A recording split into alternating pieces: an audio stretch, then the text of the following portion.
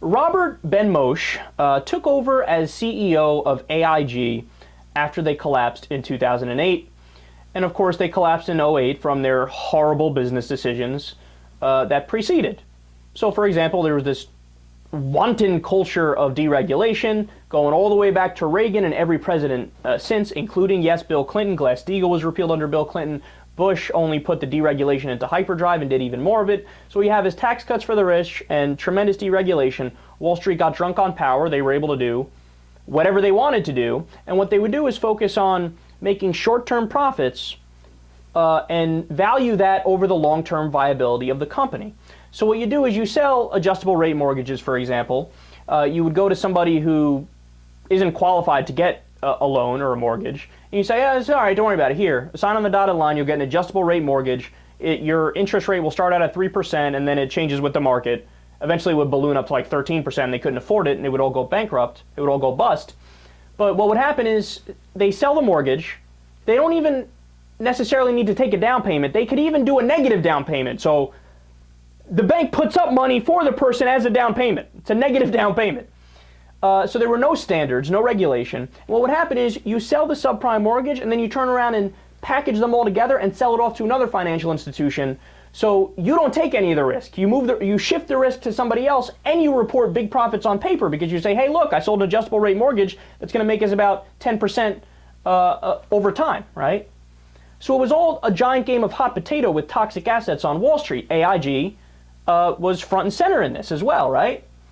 So while talking to the Wall Street Journal, now you know the context and you know exactly what happened on Wall Street, right? Robert Benmosche thought it'd be a good idea to compare the anger over AIG bonuses. Remember when they were paying out massive bonuses after the collapse?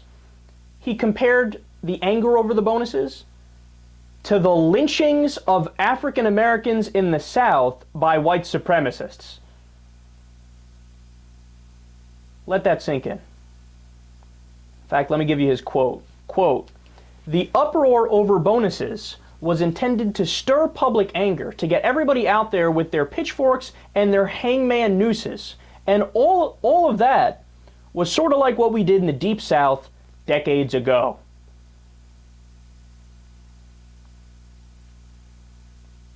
Now let's remember exactly what happened. AIG and all these other financial institutions, because of the decisions that they made, nobody forced them to. They made these decisions to take massive risk and then sell it somewhere else real quick so they can report their house of cards profits that were fake because the people they sold the loans to wouldn't be able to pay it back, right? They got themselves in this tremendous hole. And then the taxpayers rush in and gave AIG in particular a $173 billion bailout. And of that $173 billion, AIG takes $450 million of it and pays out bonuses to all of the CEOs and the CFOs who made the horrible decisions that crashed their company and bankrupted their company.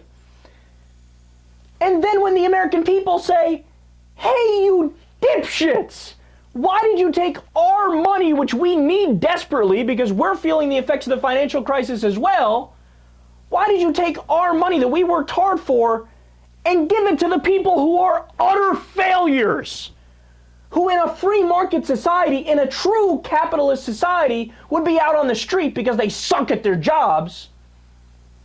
When we get angry, he goes, oh God, you're like lynching black people in the South in the 1960s. Not only is that offensive, not only does that show a tremendous sense of entitlement that he has, right? Like, no matter what, our performance doesn't matter. We are special by definition, so even if all the CEOs and CFOs made bad decisions that bankrupted the companies, we still deserve all of your money, right? Not only is it all those things, this guy, Robert Benmosche, is a dumbass. I think he should take an IQ test. He's got to have a low IQ. Because anybody who you only need a very, very loose and basic understanding of what happened in the Great Recession to understand that the victims here are the American people. It's not the CEOs and the CFOs who suck at their jobs and then got all of our money anyway.